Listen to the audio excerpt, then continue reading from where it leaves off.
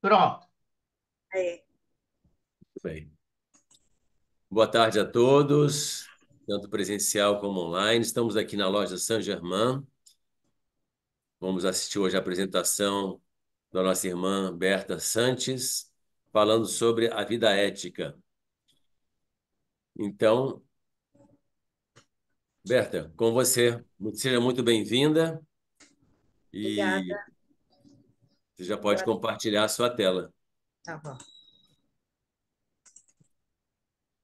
Tá ok? Tá perfeito. Aqui. Pronto.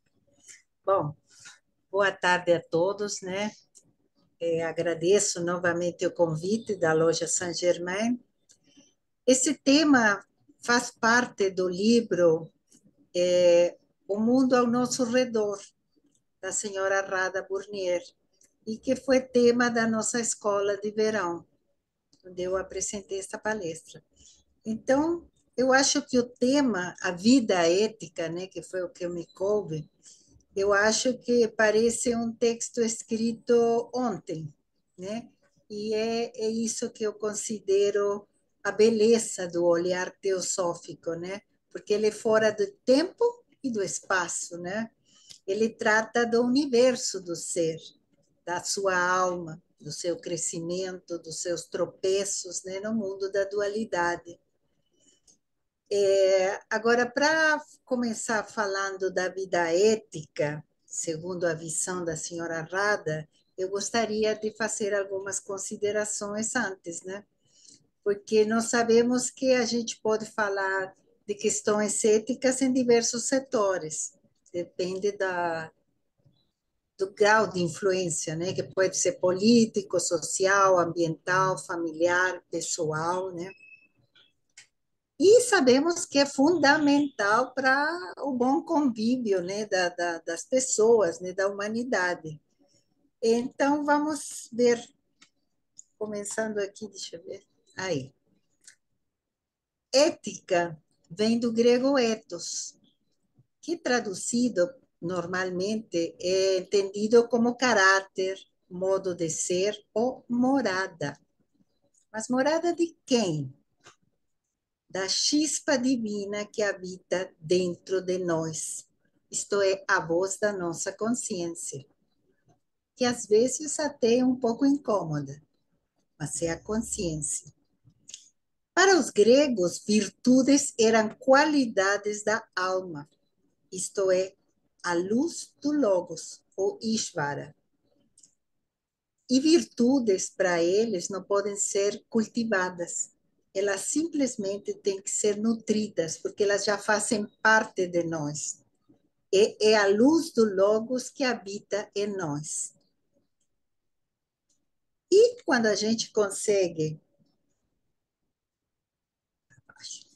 que essa luz que sai de dentro de nós em direção ao outro, isto é, através de palavras ou de pensamentos, quando a gente consegue derramar essa luz, né, em atos ou em palavras, é a isso que nós podemos chamar de comportamento ético, tá? Isto é o divino em nós, a luz do Logos, agindo através de nós. Poderíamos dizer que é a exteriorização da nossa índole, tá? E como eu falei, ela não se adquire, ela já faz parte de nós. Muitas vezes está escondida, mas ela faz parte de nós. Todos temos essa luz, potencialmente, mas nem todos conseguimos manifestá-la. Portanto, o comportamento ético não é uma mera adequação a um sistema de normas, né? Mas uma reta ação que vai em sintonia com o nosso íntimo, tá? E isso tem vários aspectos, né? Justiça, coragem, honestidade, enfim, são várias questões com relação a uma reta ação. Isso, inclusive, me lembra o mantra Gayatri, que é uma meditação sobre a luz divina do sol da consciência. É um mantra que estimula nosso poder de percepção espiritual para um melhor relacionamento com todos, né? Quer dizer, é descobrir a nossa luz para a gente poder se relacionar de uma forma mais harmônica. Tanto na Índia como na Grécia Antiga, né, desde Pitágoras, Platão, Sócrates, se dava muita importância às virtudes, que, como eu mencionei, são qualidades da alma. E eles consideravam a ética como o reto de viver em harmonia. E nós também podemos fazer uma semelhança, né, com o caminho, oh meu Deus, como o caminho ótuplo do Senhor Buda. O reto pensamento, reto falar, reta ação, reto meia de vida. Isto basicamente seria o que nós poderíamos chamar de ética, né? Já os outros são com relação a controle da mente e sabedoria em si. Mas tem tudo a ver.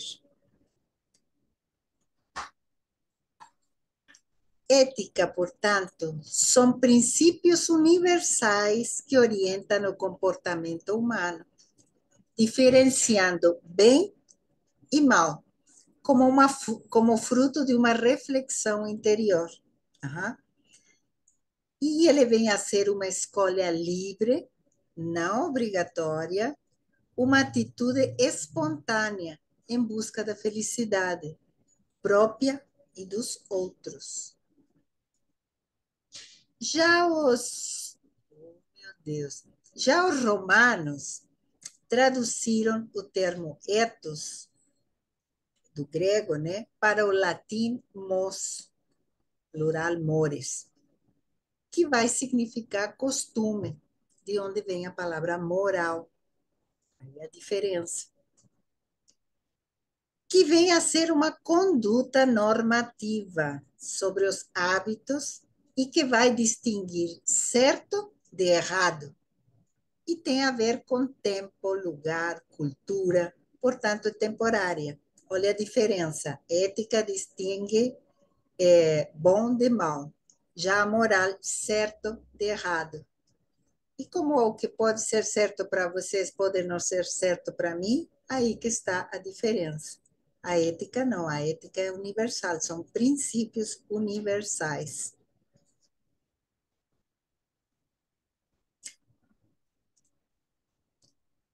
Gente, desculpa, mas eu estou aqui falhando com esse negócio aqui.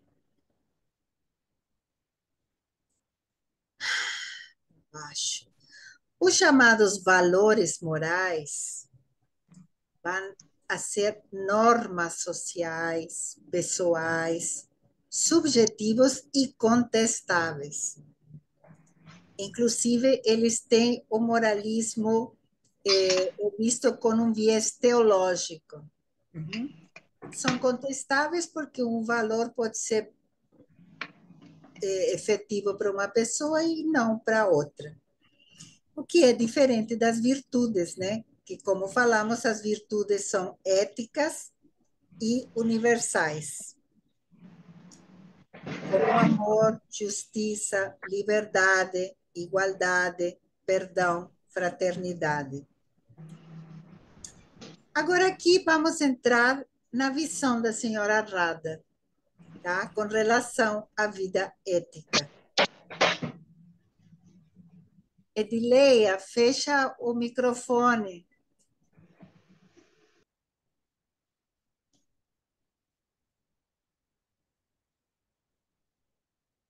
Obrigada. Então, Shankaracharya nos diz que toda ação está destinada à purificação da psique, do coração e também da mente. Para a senhora Rada, a vida ética significa realizar cada ação de tal maneira que de momento a momento haja uma purificação. Isto é, a visão dela tem exatamente a ver com a, o descobrimento da luz em nós. Uhum. Aqui eu também. E ela complementa: o propósito da vida é poder desabrochar as características, né, as capacidades latentes no coração humano de beleza e esplendor. E eu coloquei essas fotos da senhora Rada porque ela exemplifica ao longo da sua vida, né? Ela exemplifica esse desabrochar das capacidades latentes no espírito dela, né? Ela foi uma mulher exemplar que teve atividade em diversos setores, né?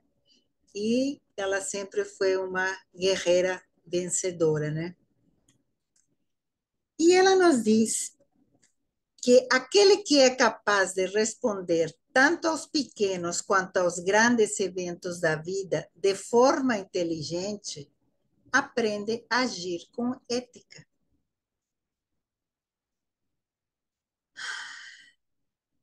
Gente, mas o que seria esse ser inteligente?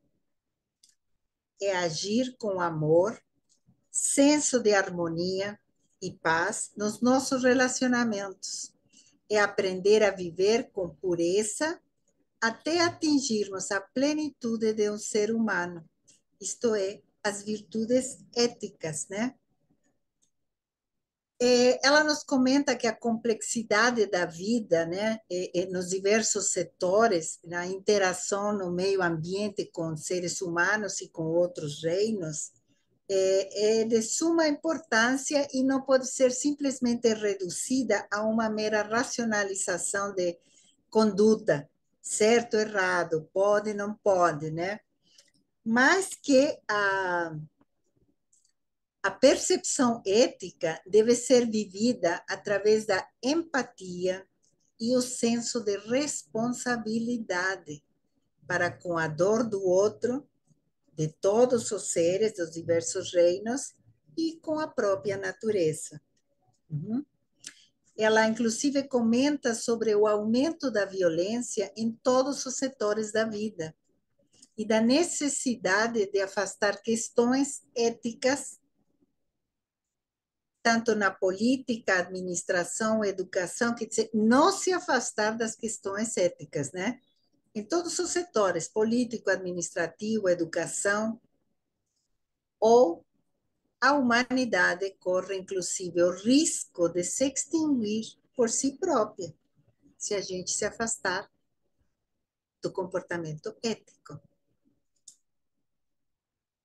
Ela nos fala sobre a inabilidade, naquela época, né, faz 25 anos que ela escreveu isso aqui, para estabelecer ideias de honestidade, veracidade e consideração pelos outros e para trazer equilíbrio e discernimento.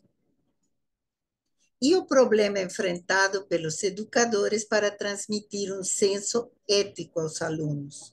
Quer dizer, naquela época, isto já era um problema. Hoje em dia, o problema continua ou se agravou, inclusive. A sociedade continua vivendo com muito mais intensidade esse tipo de questão, principalmente com os jovens, né? E ela nos comenta que um dos temas de grande influência para esses problemas todos é a corrupção, que ela nos diz que devora a saúde da sociedade em todo o planeta. Então, vocês veem como a coisa vem sendo agravada, né? Outra questão que ela comenta é atribuir como uma forma de justificar as causas do crime questões psicológicas, tá? Muitas vezes se justifica um crime por questões psicológicas.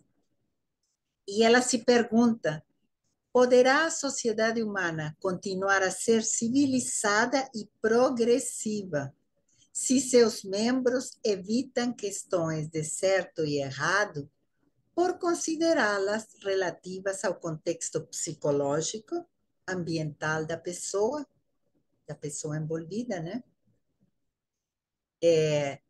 Ela considera isto um assunto muito grave, porque ela diz que acabam sendo justificados uma série de delitos que, na verdade, são frutos de uma sociedade doente, tá?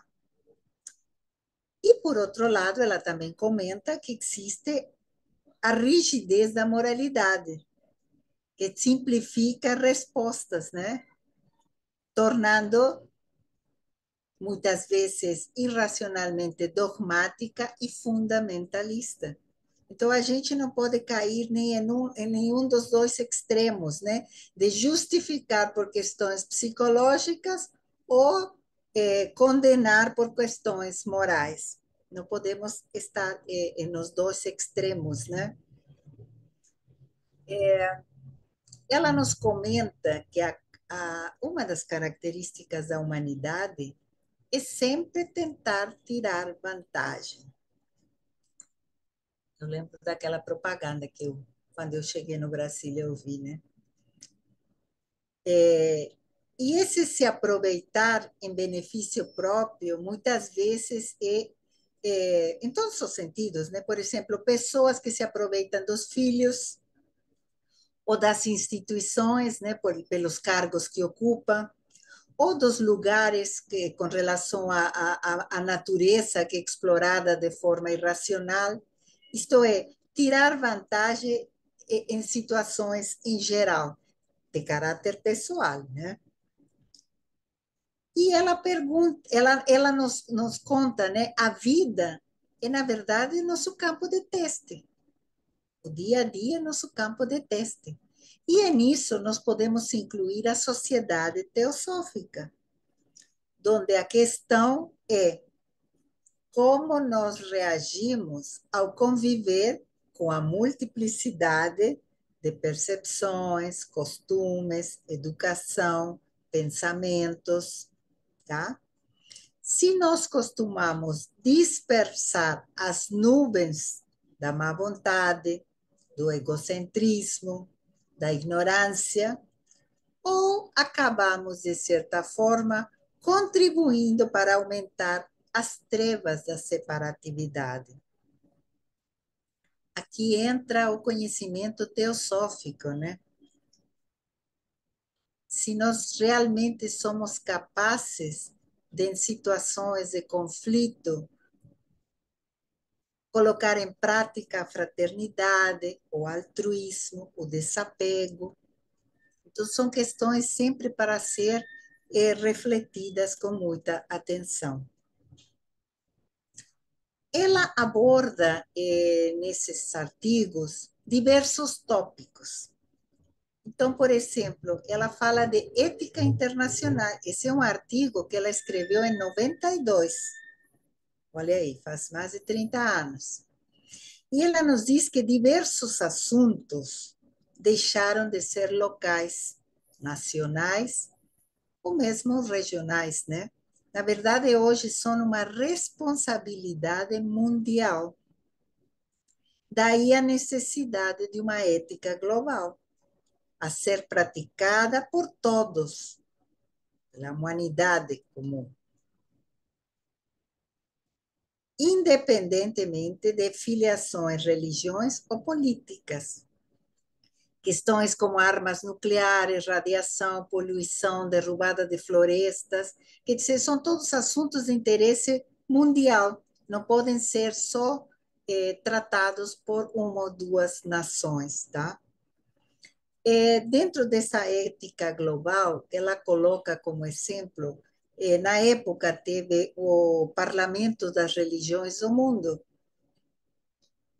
e ela coloca um exemplo como o tema que esse congresso trouxe, né?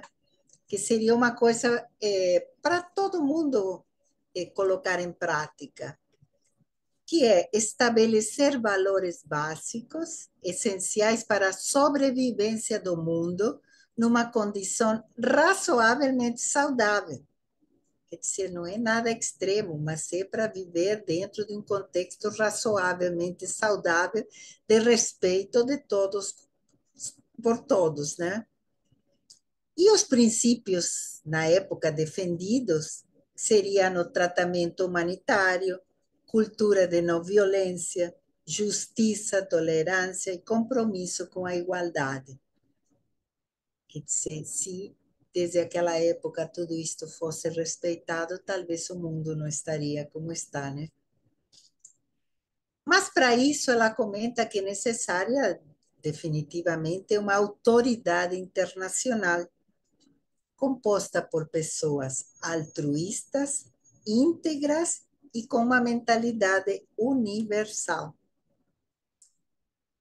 Nós sabemos que esses organismos existem, né? Simplesmente a ONU desde 45. Mas, infelizmente, eles não funcionam como deveriam, pois os organismos criados para harmonizar as relações, né, entre países não são respeitados, né? Nós sabemos que existe um jogo de forças que não permite que todo funcione harmonicamente. Não sei por quê. Então, a questão é que uma nova ordem global não pode ser criada ou imposta somente por leis.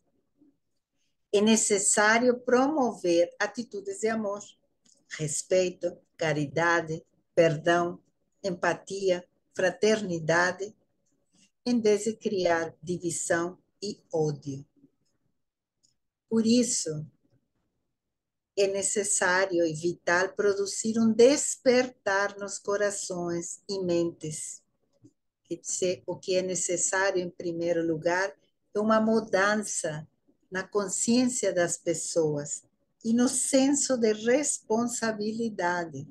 Quer dizer, não vai ser através de leis que nós vamos conseguir que as pessoas ajam de forma ética, não. É necessário uma coisa mais profunda, um despertar de consciência. E aí podemos lembrar do conselho do Mahashohan, que nos diz: devemos popularizar o conhecimento da teosofia, e então a ética global será uma realidade inabalável. Isto é necessário trabalhar e mostrar para as pessoas uma nova visão de mundo, uma nova filosofia de vida, mostrar a verdadeira natureza do homem, para que as nossas qualidades potenciais, né, possam ser despertadas e a luz do Logos brilhe através de nós, né, e ilumine as nossas ações no cotidiano como algo natural. Não é nada porque eu preciso fazer, não. Isso é autêntico, é um comportamento natural.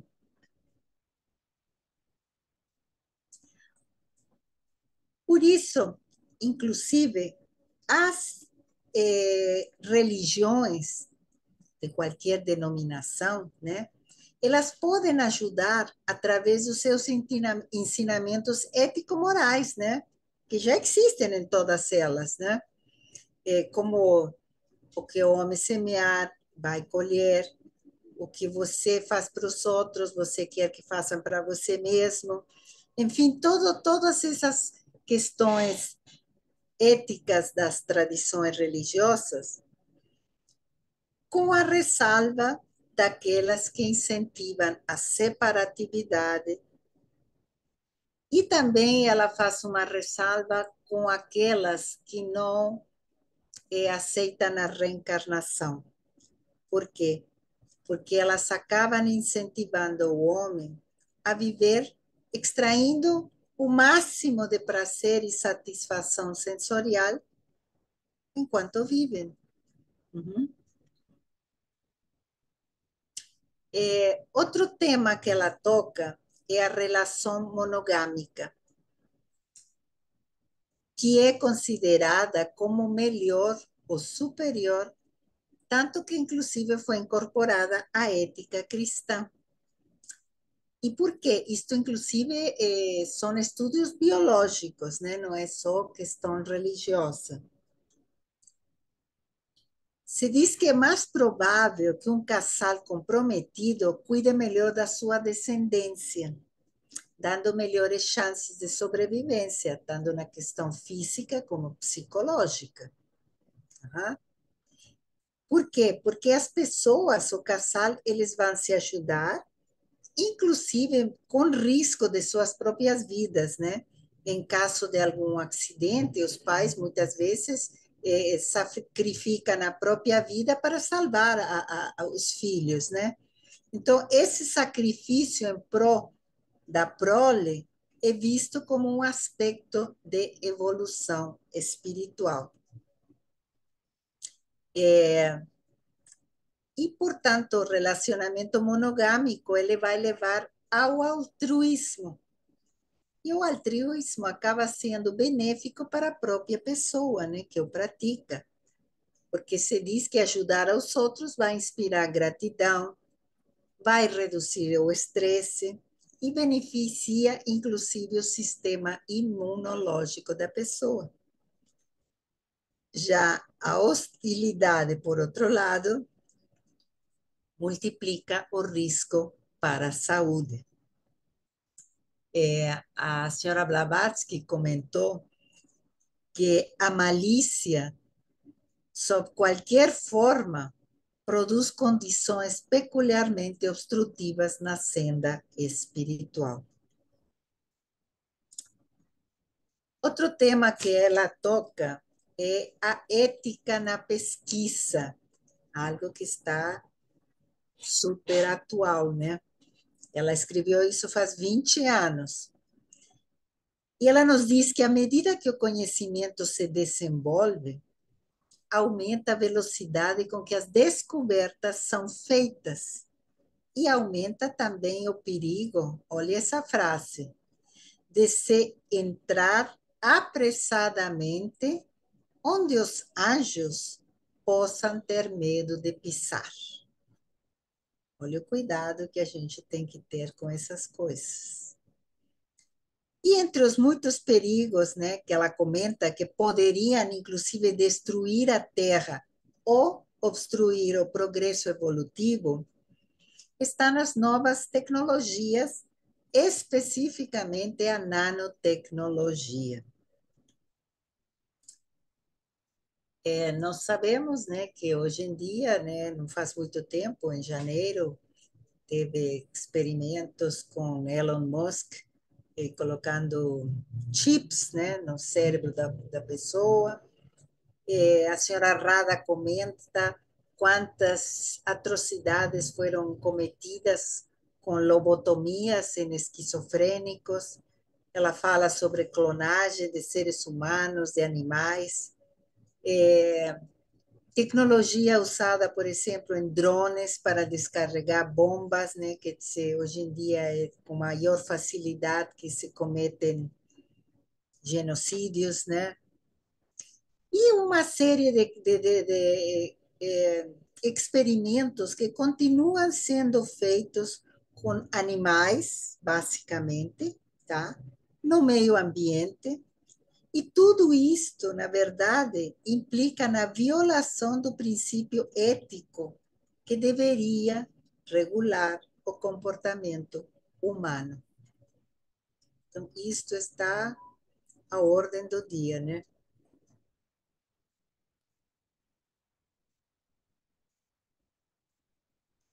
Não sei por que ele dá esse problema.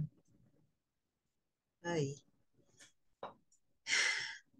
Agora, ela destaca um ponto positivo no meio do caos,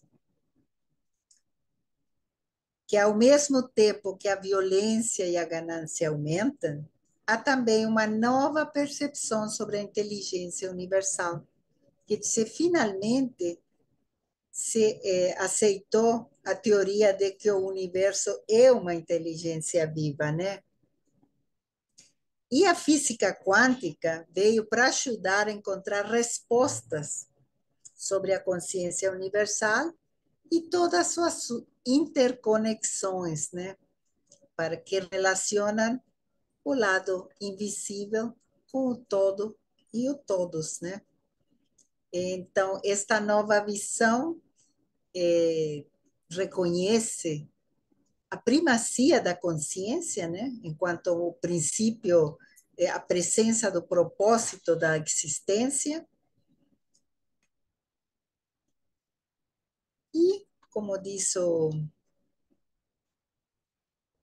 a senhora Rada, constatamos que o místico desperta para a existência da inteligência cósmica através do coração, né? E o cientista está descobrindo agora através do intelecto, mas desta vez o intelecto guiado pela intuição. Uhum. Portanto, podemos dizer que existe esperança para a humanidade, né? Dentro desse novo paradigma apoiado pela lógica da pesquisa e da ciência. A gente lembra que a senhora Blavatsky já dizia que a ciência seria o nosso melhor aliado.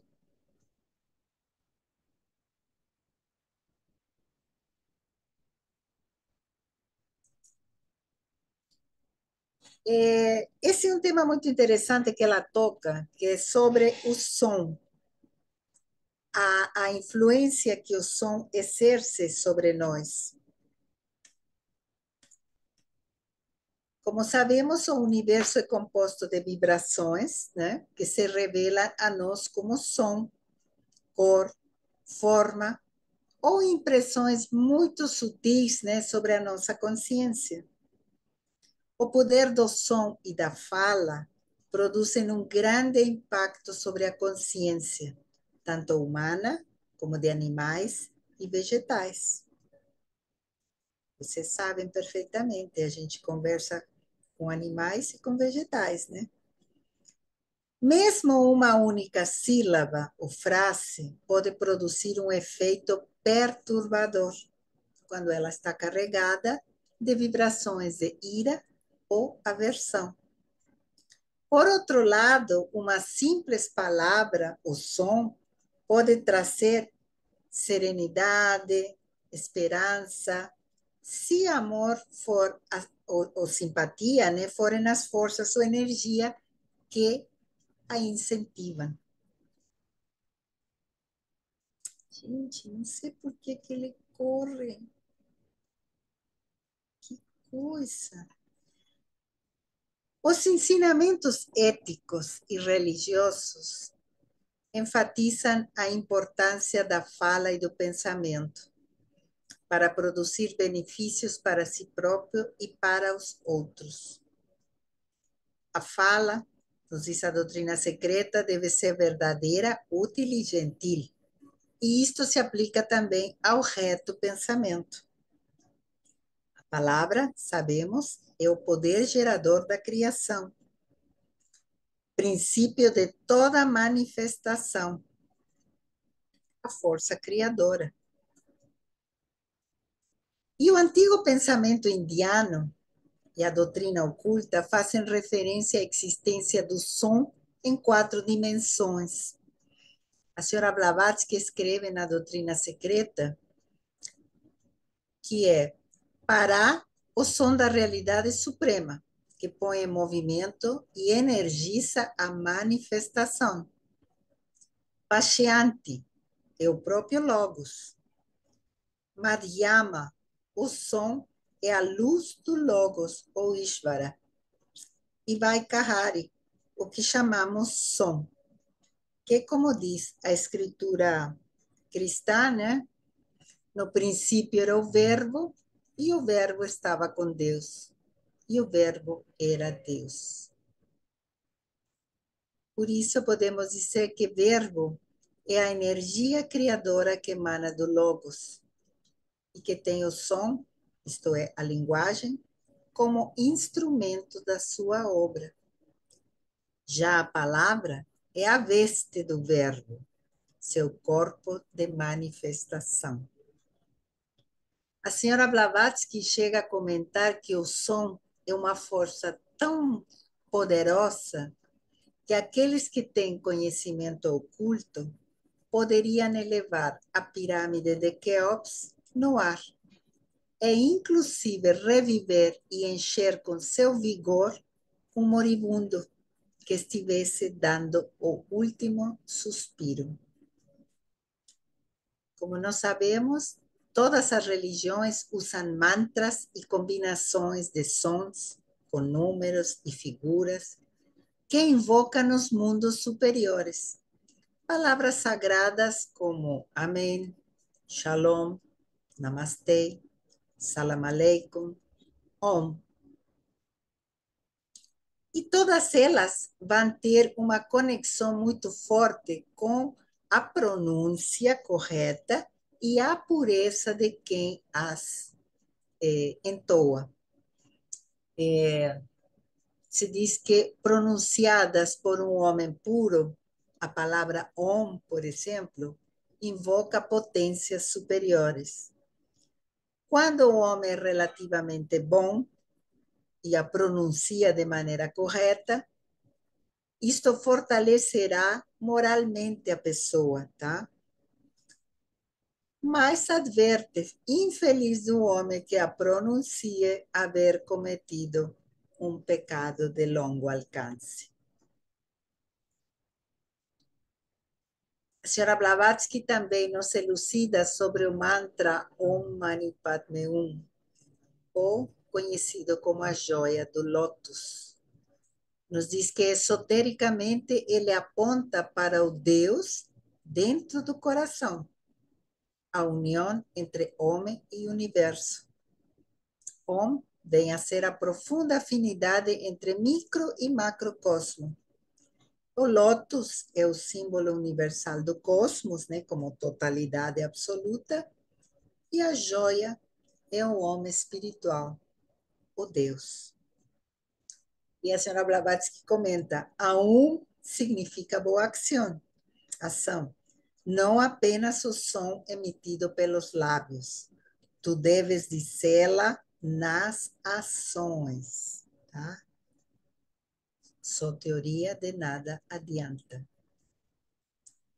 E uma advertência interessante é que nós nunca devemos tirar conclusões a respeito dos outros de acordo com o nosso ponto de vista atual, pois trata-se apenas de uma etapa a ser ultrapassada, antes que a beleza da alma seja revelada.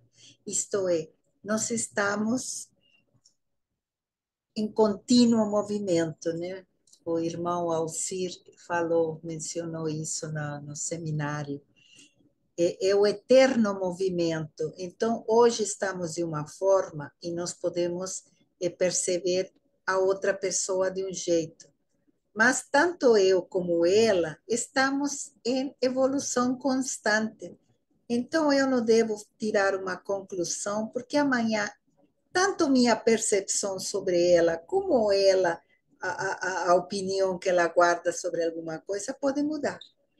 Então, nós sempre devemos evitar nunca tirar conclusões ao respeito dos outros e pensar que estamos todos em um eterno movimento.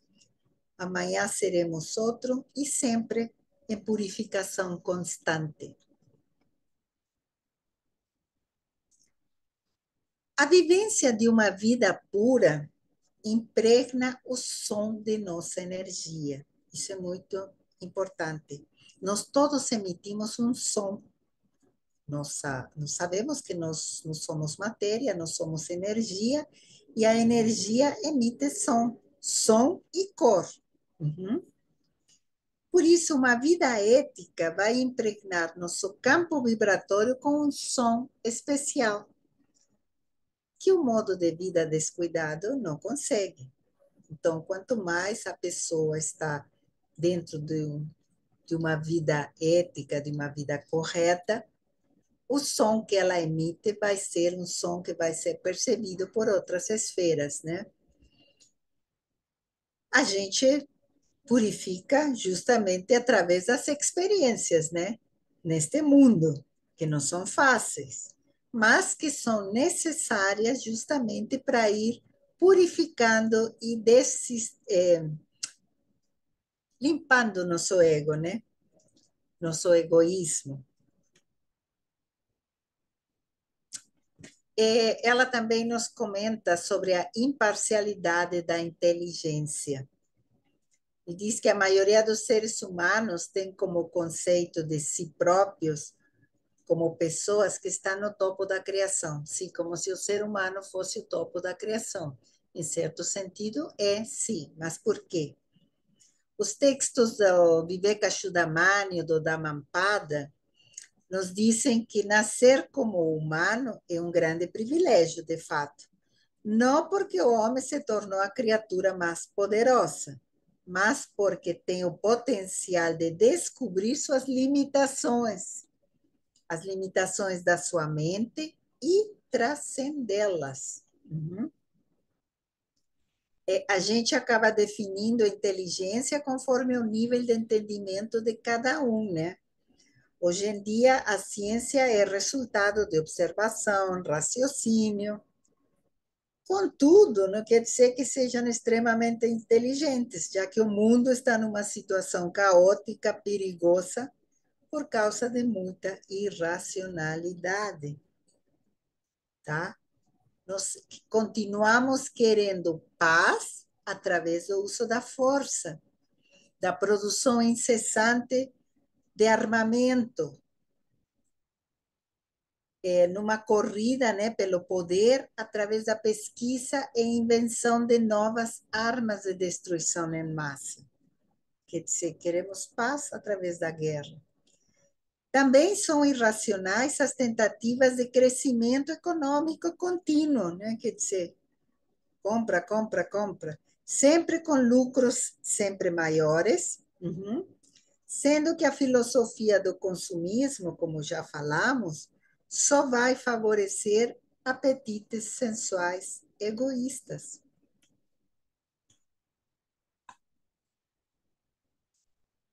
E aqui podemos lembrar o que Luz no Caminho nos diz, que tudo que é parcial é fragmentado.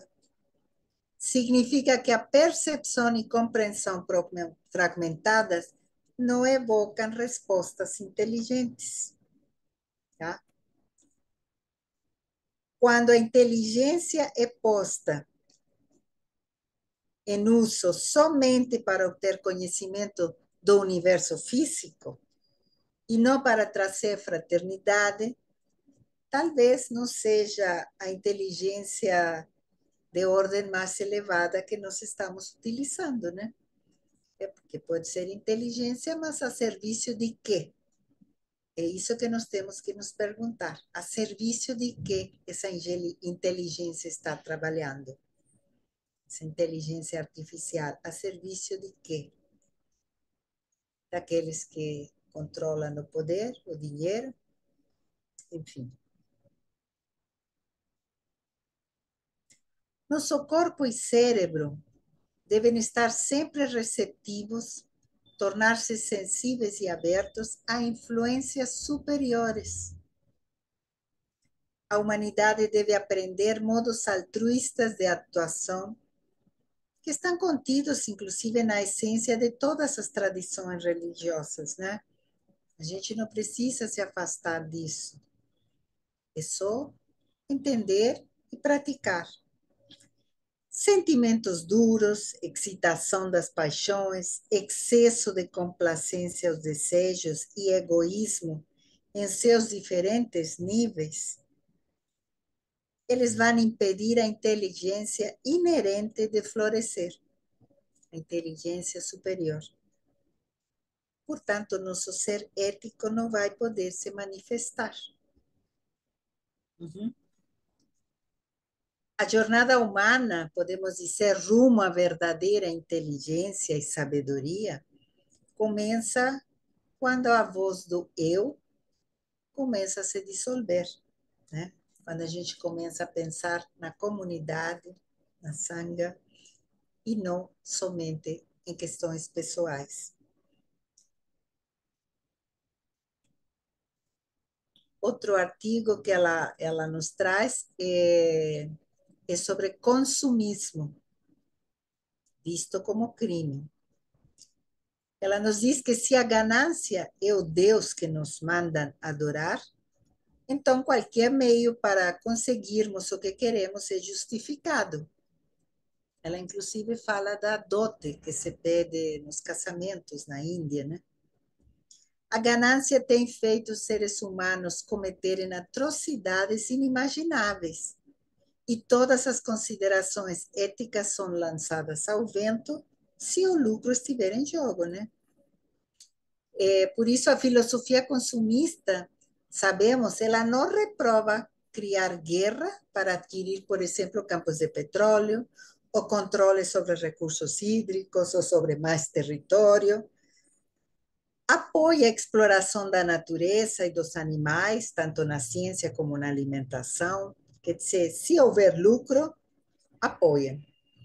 O modo de vida consumista promove não apenas a ganância, como todo tipo de prazer, inclusive pedofilia, turismo sexual, exploração de crianças e pessoas pobres, portanto, vulneráveis.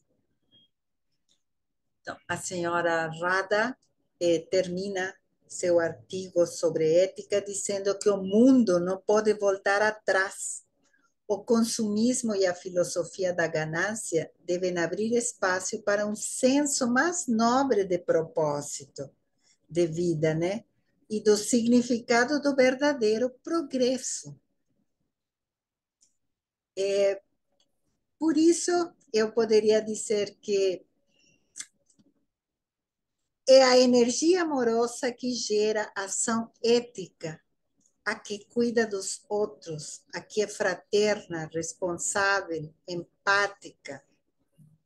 Lembrando que a compaixão é o solvente do egoísmo, que a ética é universal e vale para todas as épocas. Eu diria também que a vida ética é ligada à sensibilidade, a ouvir a própria consciência que reflete a consciência universal. É uma forma de agir em sintonia com a luz do Logos, o nosso Atma, que nos insinua a reta ação, a melhor possível naquele momento. Não a perfeita, porque nós não somos perfeitas, mas a que cada dia irei purificando e melhorando. Tá?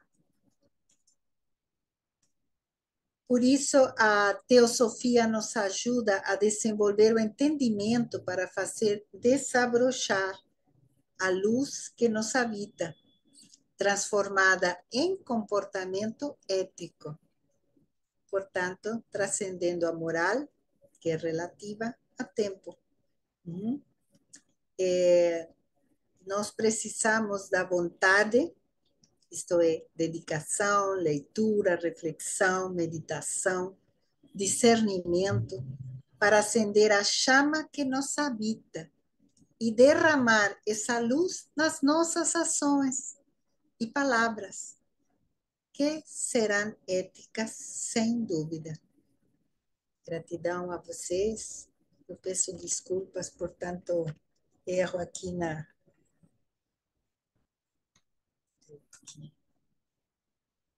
Toda vez que eu mexia, o aparelho não funcionava. Desculpa.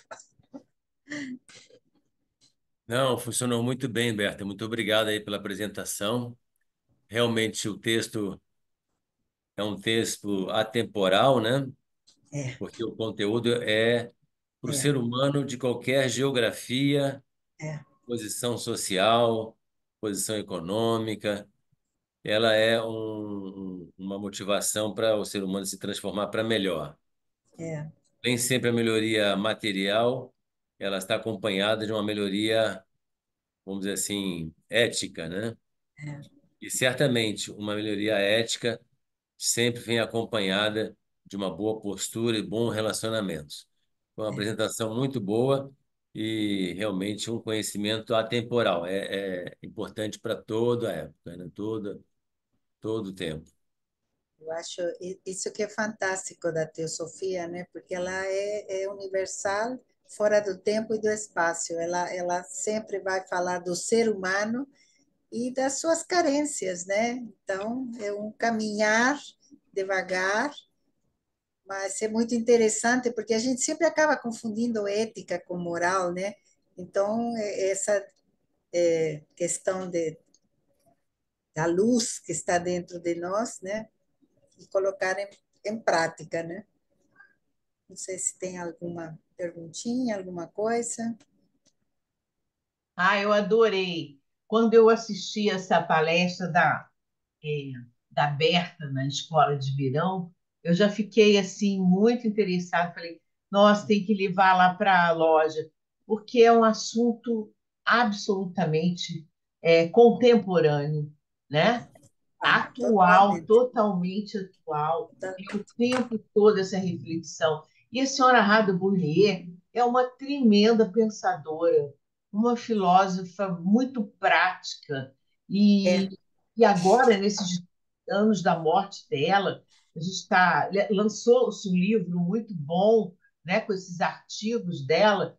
Então, pois assuntos é. que nós devemos estudar O seu livro, né? profundamente. Isso, o mundo ao nosso redor. São reflexões fantásticas de uma Muito pessoa boas. com muita sabedoria. E a Berta passou muito bem, eu adorei. Que bom, Berta, muito obrigada mesmo, porque essa reflexão é assim absolutamente necessária o tempo todo. E a É. humanidade, coitada, ainda tem muito que aprender, né? É o que a gente observa. É. Estamos caminhando, né? Acho que É, já foi é. pior. Faz parte, né? Quer dizer, então. Faz parte. Agora, aquela frase dela que diz onde os anjos têm medo de pisar, quer dizer, o cuidado que nós temos que ter com as novas invenções tecnológicas, né? Então, É, até porque nós que estudamos filosofia, ouvimos falar em Atlântida e outras civilizações anteriores, a gente sabe onde é que certas coisas levam. acabaram. É, Se é, ultrapassar o limite estabelecido, né, é, a reação virá. Não tem é. jeito.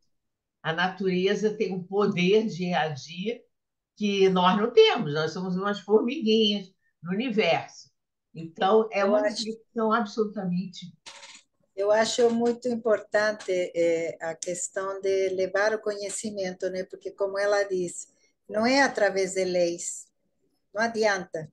Moral, todo mundo sabe que pode, que não pode, mas não adianta, porque se você não está vendo, a pessoa faz. Então, é por isso que a moral não funciona, né? Porque o certo e errado, o que é certo e errado? Se a pessoa não está vendo, eu faço.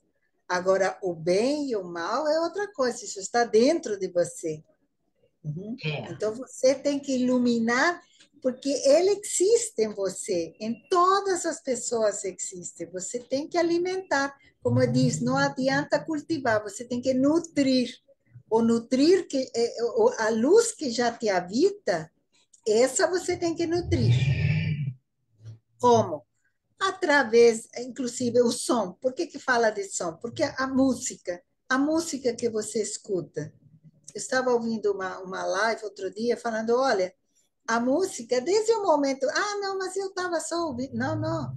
No momento que entrou pelo teu ouvido, teu organismo tudo já captou pelo nervo vago. Eu gravei isso. Vai para o corpo todo. Então, a qualidade da música, a qualidade da comida, a qualidade da conversa, sabe? É um conjunto. então, Mas não é fácil, né? Porque senão, no meio do com caos, certeza. os louquinhos. É, mas E é isso. ela não mencionou, mas outra questão que hoje em dia está muito complicada é a questão do fundamentalismo, né? Porque são grupos fechados, com uma ideia fixa, e que eles que são os corretos, os outros Ela todos não valem coloca, nada. ela coloca quando ela fala que a gente pode utilizar alguns preceitos das tradições religiosas, com exceção daquelas que incitam a separatividade. Ah, sim, sim, é Ali, no verdade. caso, está falando delas. É, a gente E, já sabe. inclusive aquelas que não aceitam reencarnação, porque aí incentivam o viver em excesso para aproveitar ao máximo.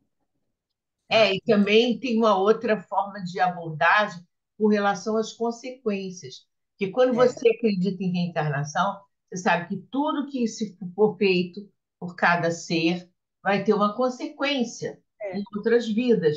Agora, se você acha que não é essa aqui e vou fazer o que eu é, bem entendo e estou certo, ainda acha que está certo, danou-se. Não tem como. é. Mas eu acho que se eu plantar e eu colher, aos pouquinhos, né, a frase vai entrando nas pessoas, mesmo que de uma forma diferente, mas com a questão religiosa, mas é isso, né? É, Plantou, vai colher, né? Então, é é isso. isso. Eu adorei. Muito obrigada. Gente, Obrigada a mais alguém vocês. quer falar alguma coisa? Eu estou preocupada aqui só com a gravação, entendeu? Porque a gente pode até parar Não a cortar. gravação e continuar conversando. Não tem problema nenhum. É para a gravação não ficar extensa demais. Muito boa ideia, Regina. Você quer fazer, então, uma Faço o finalização, Antônio? encerramento. Uhum. Se você pudesse abrir a câmera. Espera aí. Você que não está com a câmera aberta. Não, não, é que você bloqueou a câmera. Mas você pode Eu, fazer um encerramento, Regina. eu bloqueei. Como? Deixa eu ver aqui, ó. Pode fechar, a gente continua conversando, Regina. Então tá. Então eu vou fechar assim, porque eu não estou entendendo o que que o Zoom está fazendo aqui, tá? Bom, muito obrigada, então, Berta. Você possa vir muitas vezes na nossa loja, compartilhar os seus estudos conosco, tá bom? Obrigada. Eu que Obrigada agradeço. mesmo. Obrigada, obrigada.